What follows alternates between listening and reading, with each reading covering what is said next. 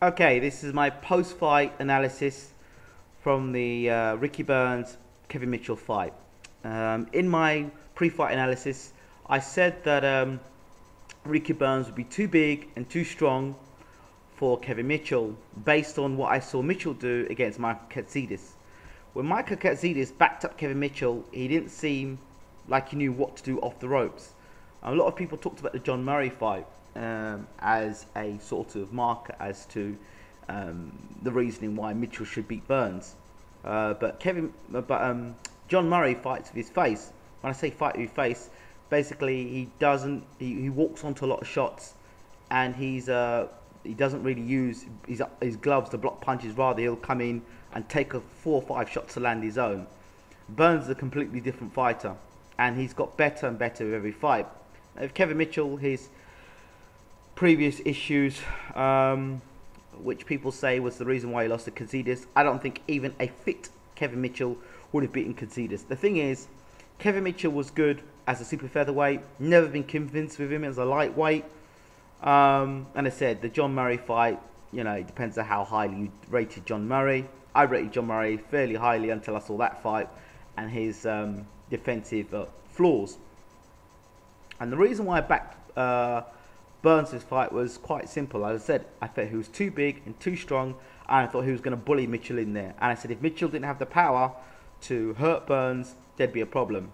And as you saw for yourselves, the first round, I'd give it to Mitchell because Burns didn't do that much. From the second round onwards, to me, Burns had the fight. He was landing right hand after right hand after right hand after right hand. Paul Smith, commentating for Box Nation, kept mentioning how he felt that Ricky Burns was going right hand happy. But if somebody keeps giving you that side of their face to keep whacking over and over and over again and then making an adjustment, well, I'd go right hand happy too.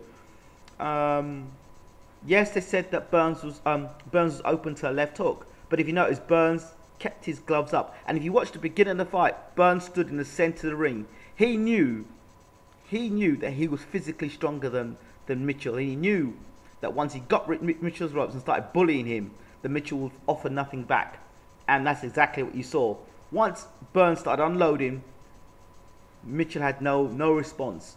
And the thing was, they'd keep talking about trainers and this and that, and the cornermen win the fight or lose the fight for you. And for me, when Mitchell got back to the corner and started getting caught with the right hand, I would have turned around and said, listen, keep your hand up. Keep your hand up. Keep your hands up. And the other thing is, the good success that Mitchell had wasn't really to the head, it was to the body. If somebody's going to beat Ricky Burns, I truly believe a body attack is going to be the way to beat Ricky Burns. You've got to work his body, bring his hands down to open up for the left hook. Yeah? Don't just try going in there trying to throw a left hook. You've got to work the body. And for me, Mitchell didn't work the body enough. I think if he'd worked through a lot more body shots, he may have backed Burns up a bit more and maybe given him some time to be able to get in and throw the left hook. Never happened. And I heard one person make a comment to me on Twitter. He said, oh, well, it was a temper punch. Nobody gets up for a temple punch. I didn't see the fight live. But when I did see the fight, Mitchell got caught with a lot of punches. He got hit. He did get hit with a beautiful left hook. So for those people who were on my page who said that Burns can't punch, if you keep getting hit with the same punch over and over and over again, eventually it's going to take its toll.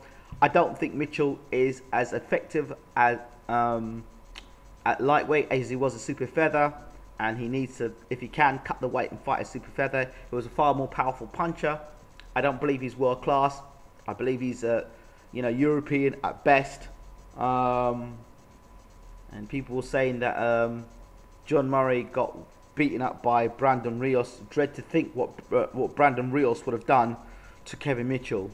Mitchell seems like he's a very good on-top fighter. Things going his way, he'll bully you. But like the school bully, when he starts throwing punches back at him and hitting and hurting him, he doesn't quite know what to do.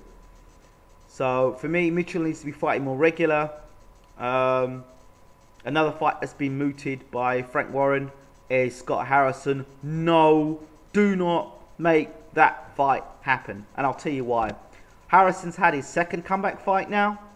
Ricky Burns has been fighting actively, but Harrison needs to fight. I love Scott Harrison as a fighter. Loved him when he was WBO champion in featherweights.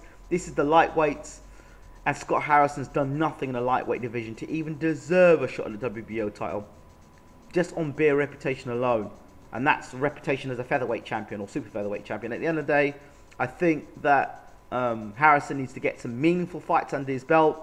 A fight against John Murray, even a fight against Kevin Mitchell. I'd like to see Scott Harrison in against. And then let's think about him fighting Burns. But no way, don't make that the next fight. People are talking about Broner. It's amazing how fickle boxing fans can be. 1 minute Burns is crap and he's not a very good champion. The next minute they're trying to put him with Broner. And Broner, may I remind you guys out there who's watched Broner fight, watch the Ponce de Leon fight, and you'll see that Broner got totally outboxed by De Leon got outboxed Broner. So go back and watch that fight. People saying he's the next Floyd Mayweather. Look, he got outboxed by De Leon. And for me, Broner has it all to prove. So, congratulations to Ricky Burns. You know, some fight predictions you get right and some fight predictions you get wrong. This fight prediction I got right. And John Rawling must have had a field day, because for me, my nickname for John Rawling is John Good Right Hand Rawling. And he must have had a field day with the amount of right hands that Burns was landing on Mitchell. Unbelievable. But I think when you get to world level, you make the adjustments. If you're a world-class fighter, you make the adjustments. You've got world-class corner, you make the adjustments. And obviously Mitchell was unable to make the adjustments to those right hands. So what happens with Kevin Mitchell? God, who knows? Who knows? I'd like to see Ricky Burns fight somebody and unify the division now. Not fight Scott Harrison.